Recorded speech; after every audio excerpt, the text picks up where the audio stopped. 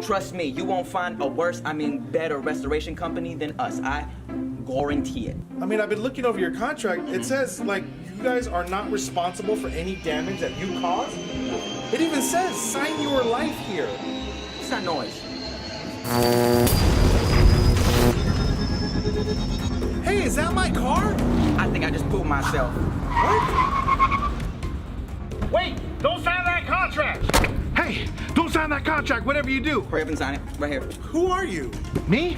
I'm you. 2 weeks from now, I hired this bozo. Not me, I do good work. You should be ashamed of yourself. I usually have thick skin, but that hurt me right in my heart, right here. No, see? The dude came late every single day. Literally came This late. is the 5th time you've been late. I expect you here now. Where are you?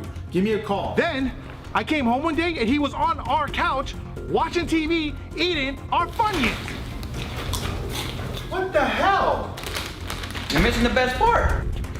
Funyuns.